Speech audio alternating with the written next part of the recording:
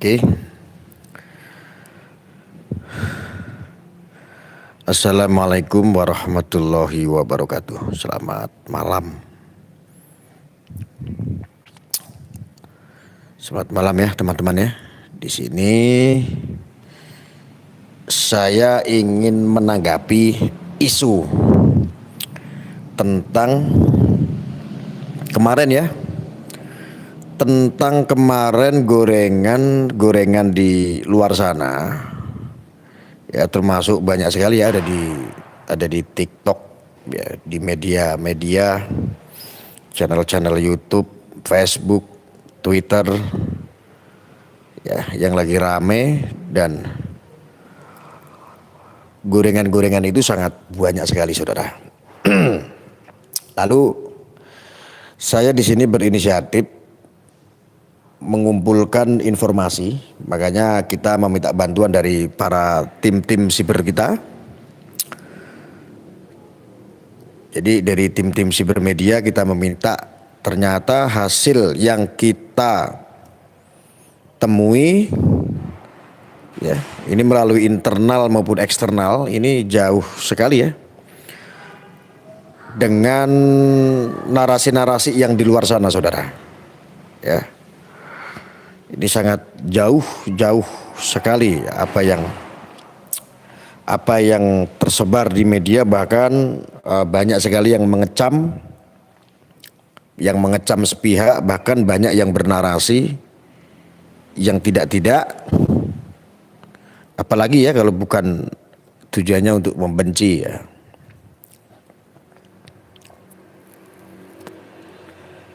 Lalu apa yang setelah kita dapatkan?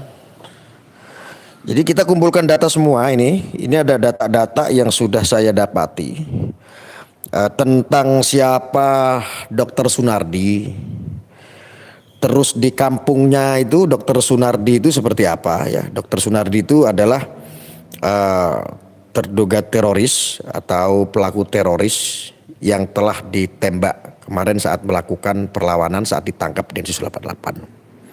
Ya, mulai dari info sekunder, yaitu info yang kita dapat dari, kita himpun informasi itu dari masyarakat, sampai kita tim siber kita menghimpun data-data dugaan tersebut. Ini karena apa kok diburu sama Densus 88, dan ini kita sudah dapat ya. Kita cari tahu selama 2 hari ini, kita cari informasi yang betul-betul valid dan akurat, dan ini bisa dipertanggungjawabkan saudara. Ini bisa dipertanggungjawabkan, termasuk informasi yang sekunder ya, yang kita dapatkan, termasuk mulai dari tahun sebelum Pilpres ya, ini sudah lama sekali ya. Bahkan ini dari tahun 2010 kejahatan dan terafiliasinya kemana, lalu masalah dana dan sebagainya ya, menghimpun dana dengan jaringannya ini dengan siapa saja. Nah, ini di sini saya akan sedikit paparkan ya, jadi disimak sampai selesai. Ini sangat penting sekali saudara, karena ini yang kita himpun adalah valid, sangat valid sekali dan bisa dipertanggungjawabkan. Oke ya. Kita mulai dari mana ini? Kita mulai dari, jadi jangan kaget ya, jangan kaget ketika ada seorang dokter kok masak teroris loh. Oke, kita juga kasih tahu kepada masyarakat Indonesia supaya ini juga jangan cuman sar berita hoax atau membuat narasi-narasi yang tidak sama sekali berimbang, bahkan hanya untuk menyudutkan pihak aparatur negara yang saat melakukan tugasnya. Jadi nggak cuma Dr. Sunardi saudara ya, dulu ya, mulai dari Dr. Azhari ini, saya ceritakan ini awalnya dulu nih.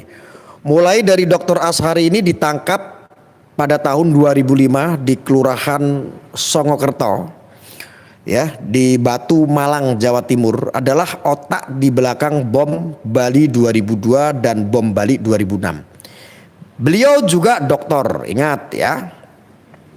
Terus di situ ada lagi Dr. Aiman Al-Zawahiri Ah, beliau juga salah satu pemimpin Al-Qaeda dan sekaligus teroris paling berbahaya di dunia setelah kematian Usamah bin Laden, ya. Dr. Aiman merupakan kepala operasi jaringan teroris.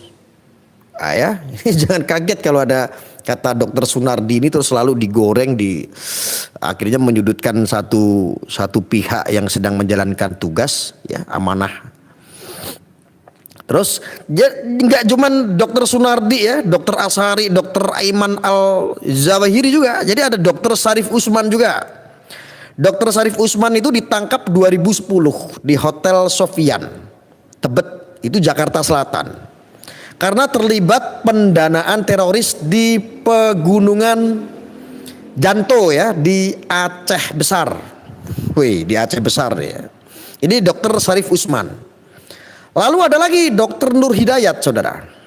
Ini ditangkap 2018 yang lalu di Blitar, Jawa Timur nih, dengan sejumlah barang bukti berupa satu pucuk senjata api dan buku jihad dan pemahaman radikal. Ini perlu, ini biar semuanya masyarakat tahu, ya, kita himpun data yang akurat, ya.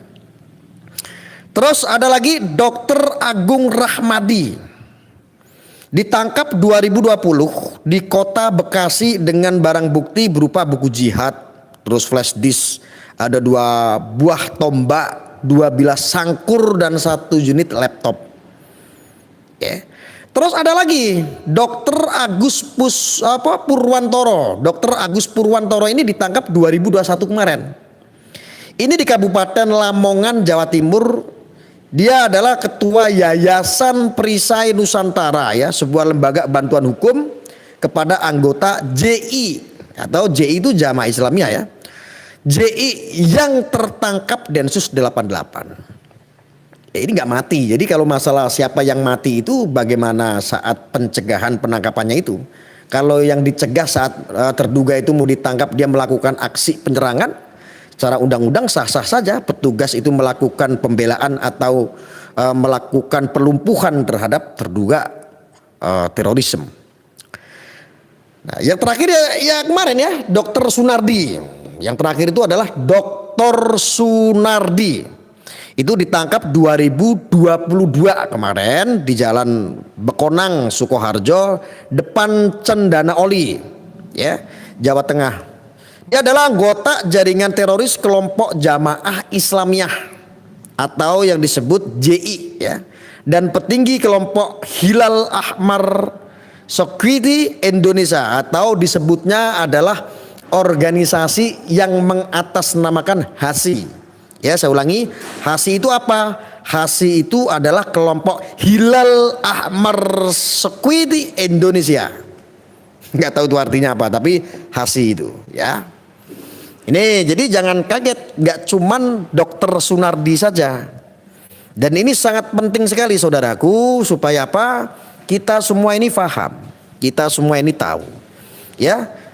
Kalau ini bermanfaat, dibantu nanti dibagikan, di-share di grup-grup WA saja, saudaraku, apa yang saya sampaikan dari pernyataan resmi dari saya, ya. Dan ini juga ada rentetan-rentetan data-data yang berhasil kami himpun melalui tim-tim siber, ya. Melalui tim-tim siber kami untuk mengumpulkan data yang akurat dan bisa dipertanggungjawabkan, saudara. Mulai dari informasi sekunder, kehidupan kegiatan sehari-harinya Dr. Sunardi, dia terlibat di tahun berapa, ceritanya seperti apa, dia berperan seperti apa. Ini akan saya sampaikan satu persatu di sini, ya. Saya sambil isap rokoknya dulu sebentar.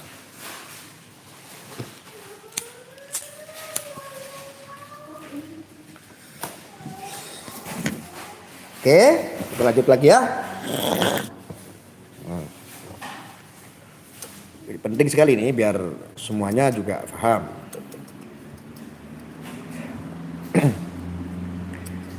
Nah, kalau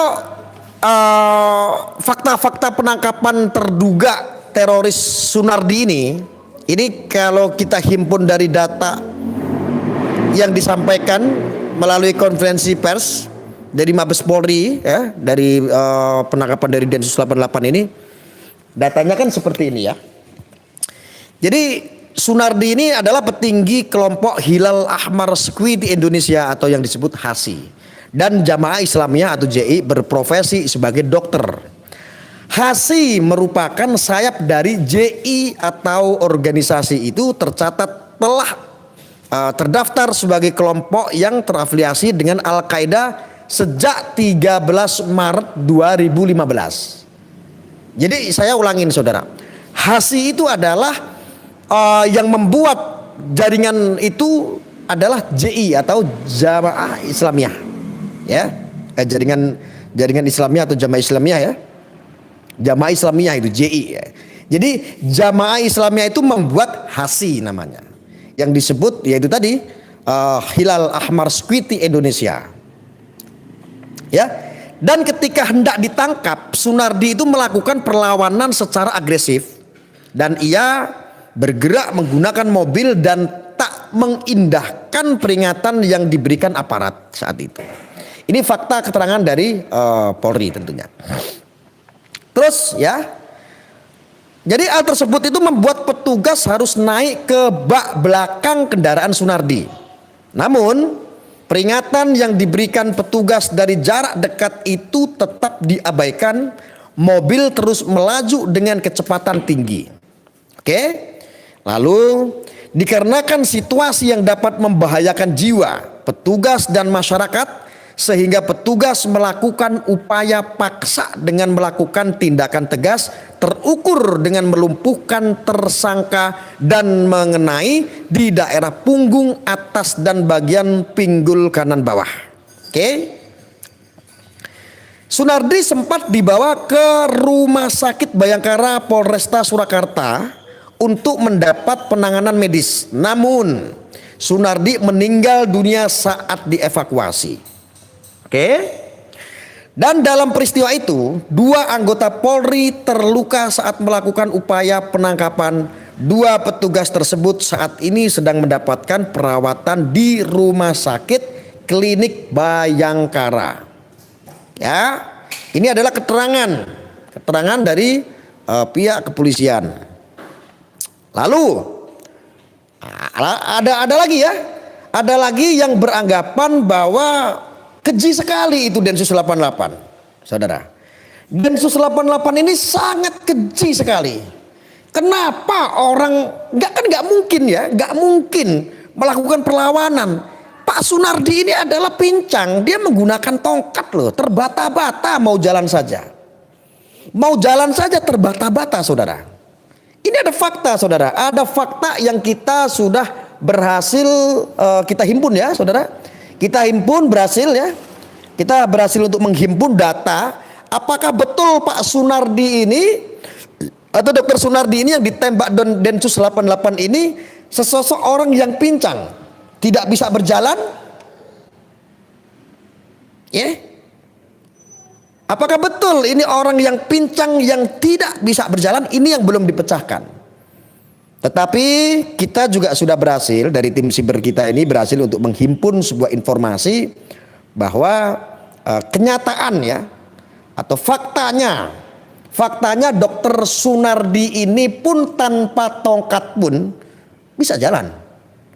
Nah, ini sedikit saya akan cuplikan ya, saya akan cuplikan ini ya. Saya akan cuplikan di sini, saudara ya. Oke. Nah, ini kita akan kasih lihat ini. Ini adalah cuplikannya. Itu adalah Dr. Sunardi ya.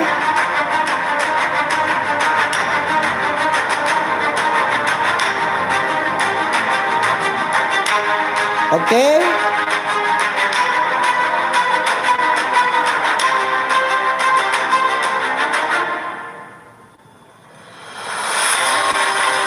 Oke, itu yang dilingkarin.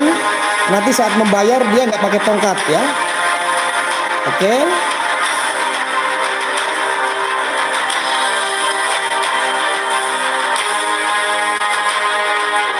Oke, itu tangannya tanpa tongkat. Ini ngambil duit. Oke. Tanpa tongkat ya, saudara ya.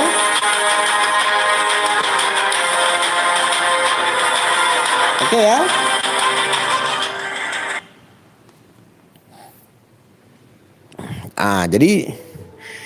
Jadi faktanya berbeda, sangat berbeda sekali, jauh dengan apa gorengan-gorengan yang ada di luar sana. Jadi kan banyak ya, kenapa saya mencari fakta-fakta, gambaran yang ini pun bisa dipertanggungjawabkan ya. Masalahnya apa? Kok bisa sih kan di luar sana gitu. Ini pasti Densus 88 ini adalah sebuah divisi yang ingin membunuh umat. Ya, ingin membunuh umat sendiri, ingin membunuh orang Islam sendiri. Ya. Gorengannya kan sangat banyak sekali.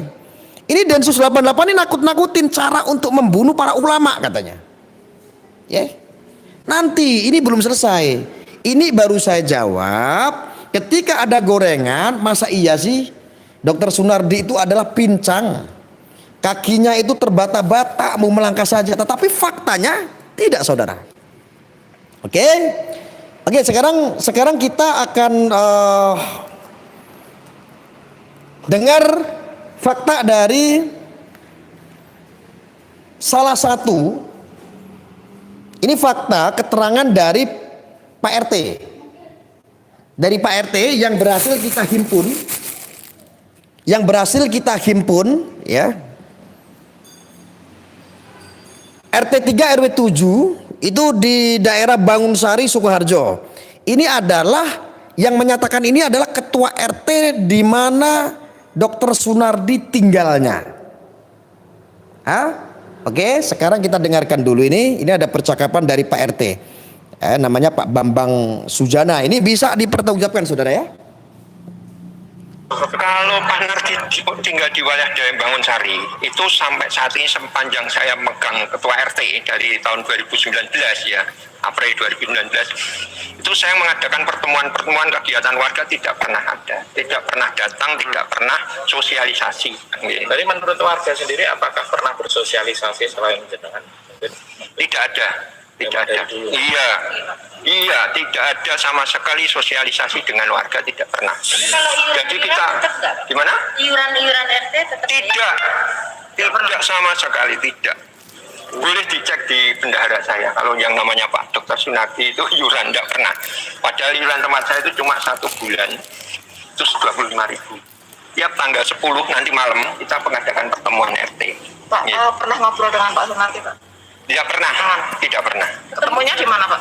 Kalau ketemunya dia di masjid tempat saya. Sering sholat. Sering menyapa? Ya tidak. Mungkin menggelar pengajian yang dioni oleh Pak Sunardi sendiri? Belum pernah. Pokoknya di kampung saya itu dia tidak pernah aktivitas apa-apa. Berarti kerja bakti dan lain-lain? Walah, sama kerja bakti tidak sama saya. Wong datang pertemuan RT aja enggak pernah. Iuran aja enggak pernah. Pak, berarti kalau di masjid bertegur sapa atau tidak, Pak? Ya, dia pokoknya keluar ya sudah keluar gitu aja. Tapi rutin ya, Pak, ke masjidnya tiap... Ya kalau tidak, ya kalau subuh enggak. Subuh saya enggak tahu. Biasanya kalau saya ketemu itu, karena saya juga takmir ya Mbak, ya jadi kan saya tahu itu maghrib sama isya saya ketemu. Itu aja, kadang-kadang ya tidak ketemu, tidak rutin. Artinya ya pernah sholat di situ gitu aja. Tapi ada yang diserahkan ke RT? Enggak itu, enggak ada itu. Gitu. Semua warga saya himbau memang suruh, meskipun itu dia yang kos, penduduk asli, yang ngontrak itu saya suruh ngumpul sama KTP fotokopi. Tapi kadang-kadang banyak yang enggak ngumpul. Iya. Yang sejauh tahu cuma itu. Tertutup, orangnya tertutup bener. Dan diem. Ibunya juga istrinya enggak pernah komunikasi juga. Sama sekali. Lebih ibunya. Kalau panas. Oke, saudara ya. Tadi adalah cuplikan yang berhasil kita himpun dari tim siber untuk keterangan kesaksian dari RT, di mana Dr. Sunardi berdomisili ya. Itu beliau dengan Pak Bambang Sujaya, itu RT 3 RW 7 Bangunsari, Sukoharjo. Lalu saya juga menghimpun, apa sih kok bisa terjadi narasi-narasi ini sehingga berkembang, sedangkan di luar sana narasinya ini adalah bahwa dokter Sunardi ini orang yang taat agama saudaraku. Orangnya pendiam, orangnya baik, terlihat agamis. Kenapa? Kok bisa Densus 88 itu menersangkakan sehingga saat penangkapan ada sedikit perlawanan kok ditembak, ya?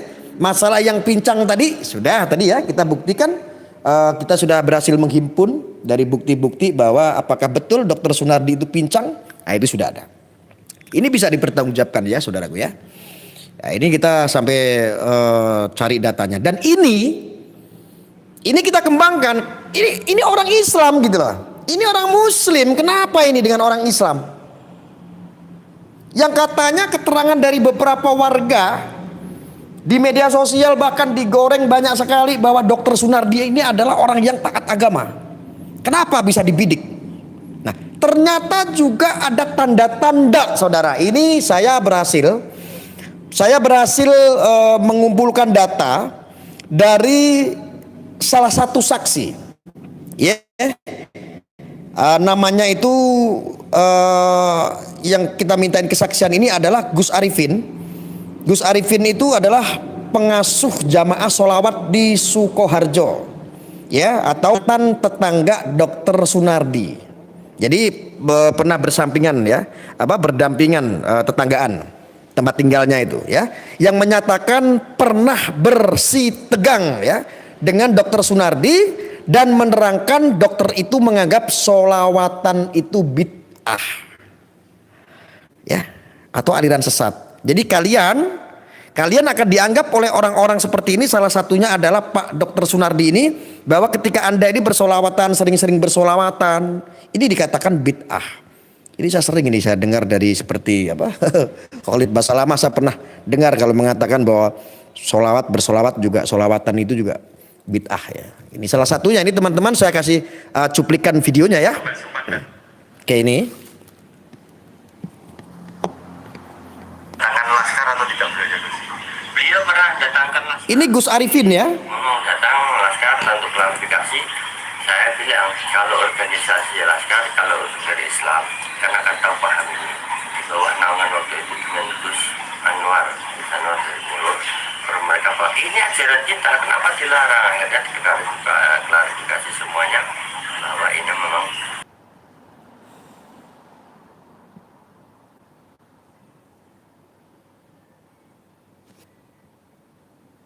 sebentar ya. Oke. Sebentar, tadi agak sedikit endut-endutan ya. Ini kita buka lagi. Tadi Gus Arifin ya. Oke, kita ulangi lagi saudara. sampai sempat datangkan laskar atau tidak beliau Gus? Beliau pernah datangkan laskar, jadi ngomong datang laskar untuk klarifikasi. Saya bilang kalau organisasi laskar, kalau untuk dari Islam, karena akan tahu paham ini bahwa naungan waktu itu dengan Gus Anwar dari Mulut. Mereka Pak, ini ajaran kita, kenapa dilarang? Akhirnya klarifikasi semuanya bahwa ini memang orang yang enggak saya kompromi, memang tidak suka dasarnya gitu. Dianggap selawatan itu bid'ah. Ya bid'ah. Jadi apa ya, kami dikatakan bahwa itu aliran sesat. Oh, dengan selawatan dikatakan sesat. Iya, sesat. Tidak ada sunnahnya. Iya, sunnahnya. Jadi selawat itu sesat menurut mereka. Itu sampai reaksinya modelnya apa Mas? Dari Pak Dokter itu reaksinya apa Mas? Selain negur, nutuk kentongan atau apa? Sebenarnya mereka berhadapan sendiri itu tidak berani Pak. Tapi kenapa ya, ketika kami datangin lari kabur, tidak berani kan gitu. Tapi mengandalkan anaknya atau orang lain, premanisme yang pakai tato itu kan. Oh, sempat datangkan preman? Iya. Anak temannya itu bukan orang-orang dewasa tapi anak-anak. Bukan apa ya, anak preman semasa inilah hari ini. Orang-orang seperti itu, anak-anak itu kan yang mereka itu tidak paham. Disuruh datang mendem kan gitu kan. Mabuk, ada keadaan mabuk terus datang ke teman jenengan. Iya. Tapi akhirnya ya mau ngobrol saja, nggak bisa komentar apapun. Kita teruskan kami di sini hanya yang penting saya mendatangi. Semestinya kan mereka dibayar mengatakan seperti itu. Dibayar sama Pak Dokter. Ya, kemudian dibayar, dikasih kupon rokok lah kan untuk datang ini tidak membuat suatu masalah dengan kami, tidak mereka semua baik. Datang itu baik karena mereka tahu tanya. Tapi awalnya mereka disuruh Pak Dokter kan? Ya, semua disuruh untuk intimidasi ya kan? Oke. Jadi intinya bahwa kami disuruh keluar dari situ. Ya, begitu saudaraku ya. Jadi ini adalah kesaksian yang berhasil kita himpun dari Gus Arifin. Bahwa beliau ini, Gus Arifin ini pernah tinggal. Ini berdampingan dengan Dokter Sunardi yang akhirnya Gus Arifin ini pindah tempat tinggal akhirnya. Ya. Jadi kalau seandainya tadi itu kita berpikir ini masalahnya apa gitu loh. Apa penyebabnya ini? Ciri-cirinya apa? Ini menurut keterangan bahkan digoreng di luar sana di media ini banyak sekali bahwa pribadi seorang Dokter Sunardi ini adalah orang yang beragama dengan baik katanya. Orangnya sangat bermasyarakat katanya. Orangnya sangat agamis. Kok bisa tiba-tiba terlibat sebuah jaringan teroris? Jawabannya adalah itu. Salah satunya dokter ini adalah memiliki faham ya bisa dibilang firin. Faham-faham yang menganut paham-paham terorisme ya salah satunya itu tadi. Intoleran ya. Intoleran ini kan bibitnya ya. Intoleran bahkan radikal, setelah yang radikal ini jadi teroris. Jadi bibitnya ini. Intoleran ini. Jadi Gus Arifin ini ketika bersolawat ini pernah marah-marah sama jamaah yang sedang bersolawatan bareng-bareng, pernah marah-marah. Itu terjadi. Gus Arifin dimarahin sama Dokter Sunardi dan disampaikan sama Dokter Sunardi bahwa solawatan itu adalah aliran sesat dan bid'ah. Hukumnya seperti itu. Paham sampai sini saudara ya? Oke. Nah ini juga saya akan sedikit kasih salah satu bukti pada tahun 2011 ya. Ini berhasil kita himpun dari tim-tim siber kita untuk mencari tahu ini kok bisa tersangkut dengan jaringan teroris ini yang namanya Dokter Sunardi ini ya. Saya itu bertanya-tanya ini Densus kok jahat banget gitu loh. Ini Densus 88 kok jahat banget. Saya berpikir seperti itu saudara. Lalu kita himpun ini penyebabnya apa? Lalu kita temukan hasil penyelidikan atau dari tim-tim siber kita yang berhasil mengumpulkan data dari dugaan-dugaan itu sehingga ini dikembangkan menjadi sebuah fakta ini saudara ya. Ini saya kasih unjuk. Nah ini saudaraku, ini ada salah satu bukti panduan atau sosialisasi atau promosi yang dilakukan oleh Dokter Sunardi. Gratis bedah buku Jalan Jihad Sang Dokter ya. Anda bisa lihat di sini. Ya, Jalan Jihad Sang Dokter, saudara ya. Di sini ada penggalangan dana amal pembangunan Rumah Sakit Islam Indonesia Palestina. Ya, nah di sini ada pembicaranya siapa, saudara? Di sini pembicaranya ada Dokter Jose Rizal jurnalis. Nah ini Dokter Jose ini nih belum nih ya, ini belum dikembangkan nih Dokter Jose Rizal jurnalis ini ya, hati-hati nih. Saya harus buka di sini ya.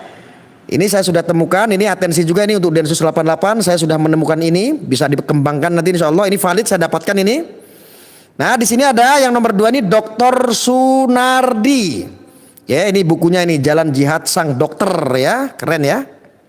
Nih siapkan infak terbaik Anda ya. Ini tanggal 4 Desember 2011 di Masjid Agung Surakarta pukul 7.30 sampai jam 12 acaranya waktu itu. Ini dari tim-tim siber ya yang sudah mengirimkan datanya Terima kasih. Jadi saya di sini bisa menyampaikan karena dari kemarin saya diminta untuk membuat sebuah narasi yang bijak, apa yang terjadi dengan yang lagi ramai, yang lagi digoreng tentang penembakan sang dokter teroris, yaitu Dokter Sunardi. Ya, keren nggak? Keren ya.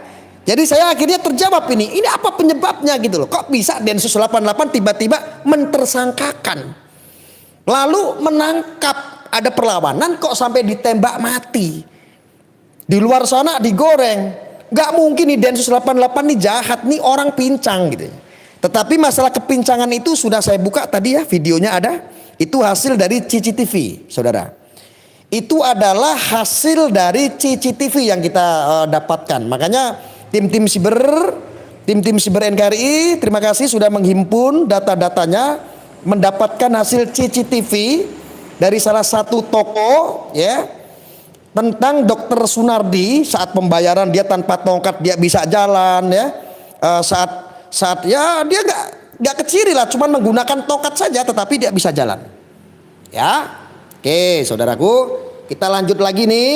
Ini adalah fakta-fakta ini. Sekarang saya ingin menyampaikan data himpun yang berhasil kita kumpulkan tentang jejak digitalnya Dokter Sunardi.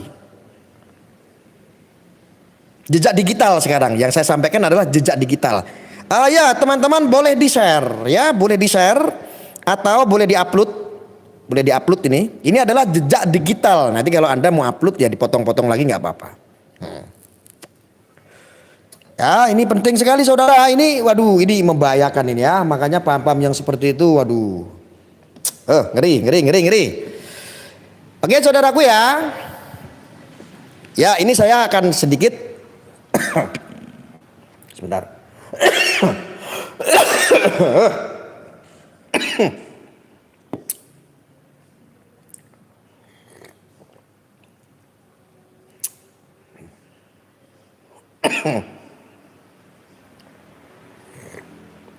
Ada yang nyantet saudara sebentar.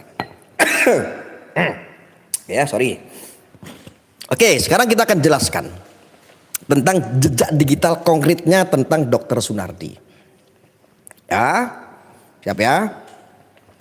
Oke mulai dari tahun 2010 ya teman-teman, ini bisa didengarkan dan ini bisa dipertanggungjawabkan. Ya ini lebih akurat daripada TV One soalnya. Mudah-mudahan. Ya, pada tahun 2010 pengiriman dana markas JI sejak 2010, Dr. Sunardi sudah menerima kiriman uang dari markas Jamaah Islamiyah atau JI ya. Ya. Ini pun ada saksinya. Saksinya adalah dari saudara Sujadi Abdurrahman alias Muslim alias Abu Toha alias Pak Nurman alias Maman bin Saimun almarhum saudara. Ini kita mendapatkan saksi juga dari beliau ini. Ya, tanggal 2010 Dokter Sunardi sudah menerima kiriman uang dari markas JI atau Jamaah Islamiyah ya, teroris. Ya. Dan rapat HASI ya di Solo.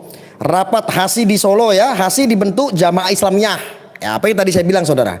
Jadi HASI itu dibentuk oleh JI atau Jamaah Islamiyah dengan Dokter Sunardi sebagai ketua. Ih, keren ya. Ini biar tahu ini. Jadi Dokter Sunardi ini sebagai ketuanya di HASI. Salah satunya ketua dia ya. Ya. Angga Dimas sebagai sekretaris. Nah ini yang bersangkutan ini, yang keterkaitan ini juga ada si Angga Dimas ini perlu dikembangkan, ini sudah ketangkap apa belum ini ya. Angga Dimas ini sebagai sekretaris dan Bambang Sukirno. Wow, saya kayak pernah dengar ini Bambang Sukirno ini. Ini sebagai humasnya HASI. Itu saksinya juga kita dapat ya, itu dari saudara Dodik Kurniawan ya. Ya, terus rapat HASI di Solo ya, itu merencanakan kerjasama dengan organisasi Mercy untuk membangun rumah sakit di Gaza Palestina ya. Itu juga Dodik Kurniawan pernah menjadi saksi saat itu ya. Ya, sahih, saudaraku. Ya. Terus 2011, saudara, ini 2011, pemisahan HASI dan hilal ahmar. Ya. Dr. Sunardi dan Bambang Sukirno berkomunikasi dan menemui Syekh Gias. Ya. Yang selanjutnya disambungkan kembali dengan Dr. Romi atau dari FSI untuk mencari jalur ke Suriah saat itu ya. Ini saksinya ada juga nih dari para Wijayanto ya. Jadi pemisahan HASI dan hilal ahmar ya, dan keuangan HASI dikelola sepenuhnya oleh Dr. Sunardi dan Bambang Sukirno. Anda pernah nggak dengar nama Bambang Sukirno, saudara? Ya. Oke. Oke, lanjut ya. Ini 2012. Ini jejak digital. 2012 penggalangan dana di Yogyakarta melalui takbik akbar. Dana terkumpul sekitar 5 juta dan diserahkan kepada Angga Dimas sebagai sekretaris HASI. Ini Dodi Kurniawan juga jadi saksi waktu itu ya. Dan alih tangan pengelolaan HASI ya. HASI itu sebelumnya berada di bawah bidang tahjiz ya. Di Jalan Pada 2012 Dr. Sunardi ini diberikan otoritas penuh dalam pengelolaan HASI langsung di bawah komando para Wijayanto ya. Ini saksinya juga Budi Trikaryanto alias Haidar ya. Terus pemberangkatan ke Suriah. Ini penting, ini saya sampaikan. Pemberangkatan ke Suriah, JI itu mengirimkan anggotanya ke Suriah dengan 2 jalur, yaitu melalui bendera bantuan kemanusiaan di bawah bendera HASI atau Hilal Ahmar Security Indonesia. Pemimpinnya ya Dr. Sunardi dan program Tadrib Askeri yang dipanitiai Wayan alias Wiji Joko Santoso alias Patria ya. Itu atau kapnya itu adalah dan Askari ya. Ini Fitria Sanjaya alias Acil alias Jaya bin Bakhtiar Effendi itu juga pernah menjadi saksi ya. Dan pemberangkatan ke Suriah, mekanismenya itu pemberangkatan Ikhwan ya. Jadi Ikhwan JI yang melalui bendera HASI diutamakan memiliki kompetensi medis antara lain dokter dan perawat, dan publikasikan ke masyarakat umum melalui media sosial dan majalah yang dibuat oleh HASI. Itu saksinya juga Fitria Sanjaya alias Acil alias Jaya bin Bakhtiar Effendi Arfan ya. Oke, itu 2012 saudara. Ini makanya penting sekali ini harus disampaikan ya. Dibagikan aja biar semuanya masyarakat tahu. Saya bisa bertanggungjawabkan ini akurat, ini lebih akurat daripada TV One. Oke.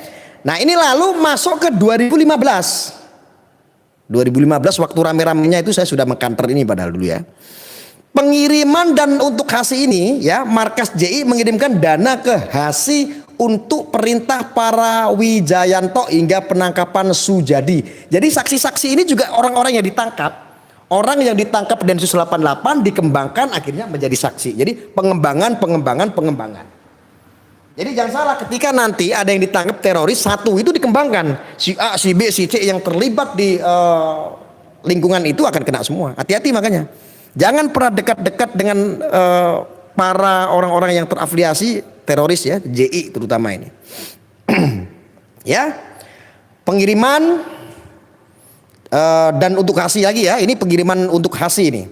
Pengiriman dana dengan kode Anton, kodenya itu Anton. Dan HASI dikirimkan secara rutin setiap bulannya pengiriman dana dengan kode ya, dengan kode Anton tersebut merupakan mukafaah ya, mukafaah atau disebutnya gaji yang diberikan kepada Dr. Sunardi. Jadi kalau kodenya itu kode Anton itu merupakan sebuah mukafaah lah ya. Mukafaah itu apa? Mukafaah itu gaji. Gaji itu disebut kalau Arab itu mukafaah lah ya, biar kelihatan resmi bahwa itu yang gaji adalah Allah mungkin. Keren ya. Lebih mulia lagi kalau disampaikan seperti itu saudara. Ini di 2015 saudara. Dan yang mendasari organisasi JI memberikan dana kepada HASI dan Dr. Sunardi setiap bulannya, karena Dr. Sunardi merupakan salah satu penasehat Amir JI, saudara. Ya, itu dikembangkan, saksinya juga ya, ada ya, Saimun almarhum ya. Terus pemberangkatan Ikhwan JI ke Suriah. Orang Indonesia yang berangkat ke Suriah itu banyak dulu tuh. Ya, pemberangkatan Ikhwan JI ke Suriah ya. Adapun yang berperan ke di HASI yaitu Dr. Sunardi, sedangkan yang menjadi penghubung atau penanggung jawab kegiatan selama di Suriah yaitu Dr. Romi yang sudah ditangkap kalau tidak salah ya, dan akhirnya menjadi saksi juga itu Fuad alias Abu Uwais.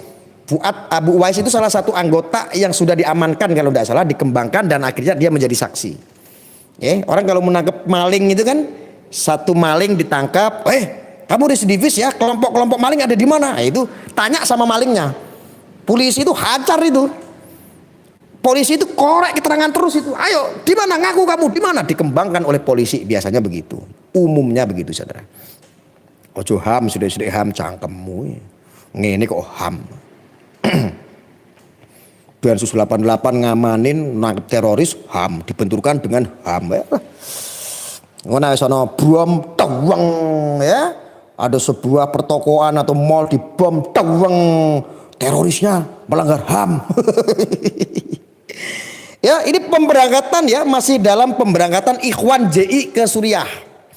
Sebelum pemberangkatan Fuadi atau yang disebut Fuadi dan Dudi Iskandar ya, Arif Abu Aini dan Dokter Solihin, ada dokternya juga.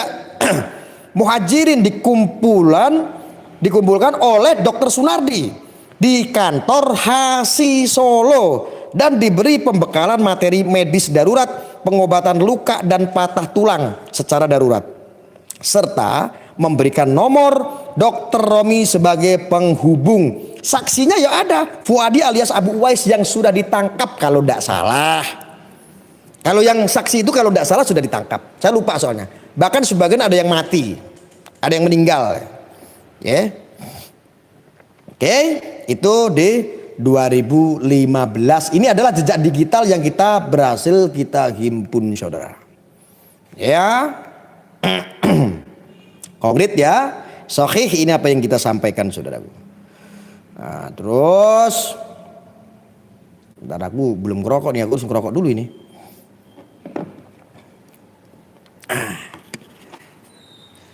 Kita ngopi dulu ya.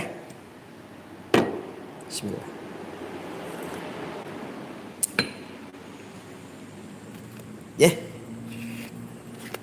Bentar, kita ngerokok dulu biar gak keselak.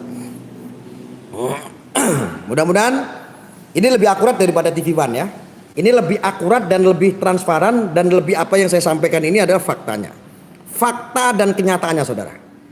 Dan ini sangat valid sekali, bisa dipertanggungjawabkan. Jadi mohon maaf kalau saya mendahului tim-tim siber kita, kalau ada bapak-bapak dari dari polisi, jangan tangkap saya Pak. Saya hanya menyampaikan fakta yang kita dapat. Fakta yang kita dapat. Kalau syukur-syukur Bapak bisa ikut mengatensi, diatensi aja Pak, ditangkap-tangkapin aja dan dikembangkan lagi gitu ya.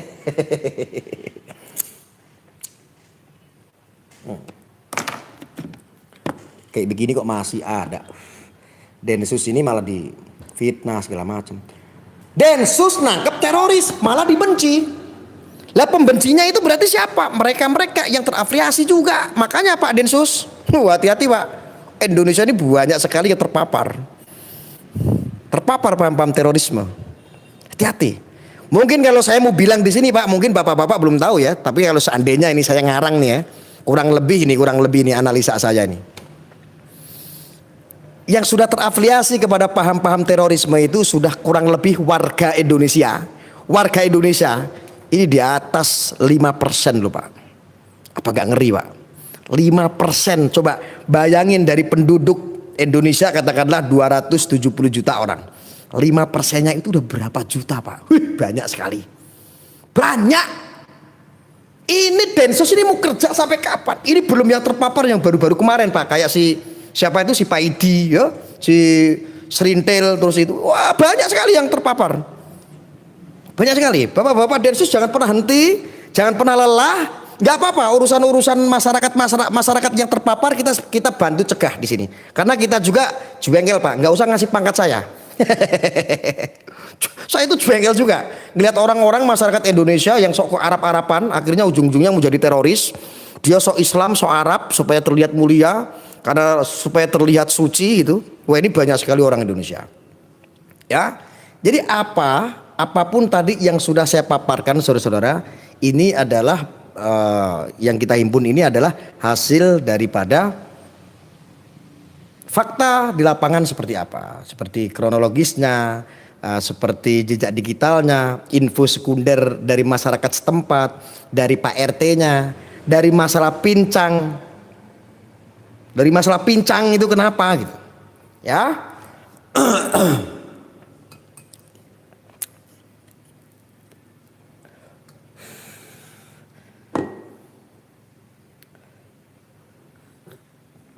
Ada yang komentar katanya, nyari makan gini-gini amat. Oh iya dong, dapat duit dari YouTube itu kan duitnya enak. Tapi yang penting kan bermanfaat ya. Udah dapat duit dari YouTube, terus bermanfaat pula. Jadi bagus. Ya, jadi saudara-saudaraku, jangan pernah lelah. Kita harus sama-sama memerangi yang namanya intoleran, radikal, teroris. Masyarakat harus bekerja sama dengan kepolisian. Ketika Anda masyarakat Indonesia menemukan hal-hal yang mencurigakan, paham-paham yang mencurigakan, adukan ke pihak kepolisian. Karena tugas kepolisian adalah untuk mengayomi Anda. Kalau ini tidak dicegah, aduh repot. Indonesia aparat kepolisian semakin sulit kalau nanti terpaparnya semakin banyak. Ya, sangat sulit sekali. Jadi kalau di luar sana saudara, terakhir saya kasih tahu, kalau di luar sana ini banyak orang yang menyampaikan katanya, kenapa harus ditembak, kenapa harus mati.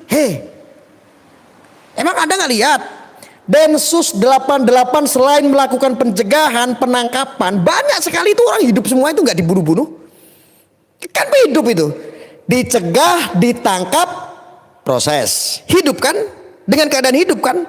Nggak ada polisi Densus 88 bertindak tembak duer modar gue teroris. Densus 88 kerja tembak ada teroris duer modar gue teroris. Densus 88 mau nangkep orang tembak duer modar gue teroris.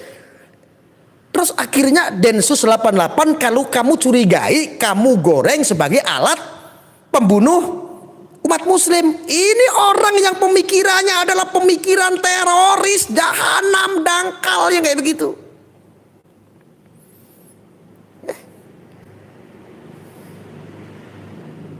Betul gak? Lalu kenapa Dr. Sunardi ini kok kenapa ditembak, apalagi dia pincang? Sudah saya jelasin tadi. Coba kalau seandainya ketika ada penangkapan karena diduga atau tersangka teroris itu ketika ada penangkapan menyerahkan diri, ampun Pak, siap Pak, saya merapat Pak, ayo Pak bawa saya ke kantor polisi Pak, saya akan memberikan kesaksian Pak tentang kejahatan-kejahatan teroris Pak. Ini malah masuk program deradikalisasi. Tobat. Orang polisi juga sama kok, berharap teroris-teroris ini juga tobat. Lah emang polisi ini juga kamu pikir seneng mateni wong, nembak orang? Polisi itu juga males, maunya itu nggak mau ada pertumpahan darah, nggak mau ada tembak-tembakan, nembak teroris, nembak orang. Kamu pikir polisi itu bukan manusia? Polisi juga manusia, bro. Ya, paham sampai sini? Jadi itu hoax saudara, hoax ya. Jadi apapun yang terjadi itu sudah sesuai dengan prosedur dan sudah sesuai dengan aturan, sesuai dengan undang-undang. Ketika pelaku teroris ini ditangkap terus melakukan perlawanan, akhirnya ada yang saling baku tembak dan lain sebagainya. Nah, aparat melakukan seperti itu udah tepat. Kalau nggak mengamankan diri, masa ya polisi yang mau ditembak? Polisi loh banyak yang ditembak. Polisi itu loh dalam menjalankan tugasnya banyak yang mati. Emang ada ucapan selamat dari Anda? Nggak ada kan? Ucapan innalillahi ada tidak? Nggak ada. Polisi itu sejasa apapun, berjasa apapun seorang polisi ya nggak dikenang. Prajurit itu loh, anggota-anggota polisi yang di bawah, mau dia mati saat bertugas atau apapun itu loh, ya tidak dikenang jasanya, ya biasa-biasa aja, biasa-biasa aja. Tapi ketika melakukan pencegahan, penangkapan, sampai si teroris itu melakukan penangkapan, malah dibully. Goblok nggak? Goblok. Ya, makanya pelajari ini aturan, prosedurnya seperti ini. Kepolisian pun nggak mau jalan di luar SOP. Tentu sesuai dengan SOP, prosedur yang harus dilakukan. Jangan malah masyarakat ini bikin opini sendiri, digoreng sendiri, kecurigaannya hanya tujuannya untuk memprovokasi. Ya, betul nggak? Ya, paham ya? Jadi intinya adalah yang saya sampaikan, tidak semua terduga atau pelaku teroris saat penangkapan ditembak, enggak seperti itu. Banyak itu pelaku-pelaku itu. Salah satunya adalah terduga terorisme adalah Munarman. Ditangkap sampai sendal jepitnya ketinggalan, paling itu. Ditangkap, diproses, disidangkan. Dan berapa Densus 88 menangkap jaringan-jaringan teroris itu? Sudah banyak. Lah kalau nggak ditangkap-tangkapin, mengakar. Lah satu orang bisa mendoktrin satu kampung. Hanya butuh waktu 1 tahun. Indonesia memiliki terpapar ya paham-paham seperti itu, paham-paham terorisme. Ngeri tidak? Ngeri. Nah inilah yang dilakukan oleh Densus 88 untuk mencegah selain menangkap. Mencegah selain menangkap, karena mencegah itu lebih baik daripada mengobati, saudara. Kalau dulu ini kan ada bom, tawang, teroris dicuari, dituangkap. Sekarang kan enggak cuman itu. Densus 88 pun melakukan pencegahan. Polri melakukan pencegahan. Ya, seperti itu saudara ya. Mohon informasi ini dibagikan ya untuk warga Siber NKRI. Terima kasih yang data-datanya kita berhasil himpun, dan jangan lupa ini di-download lagi. Anda potong sedikit boleh, yang penting-penting, yang pembicaraan yang tidak penting dibuang, seperti saya yang batuk-batuk tadi ya. Di-download, boleh dimasukkan TikTok. Ini adalah keterangan-keterangan yang valid. Anda boleh download lagi. Kita nggak persoalkan masalah hak cipta kok, tenang aja ya. Mungkin itu aja yang bisa saya sampaikan. Terima kasih. Wassalamualaikum warahmatullahi wabarakatuh. Merdeka!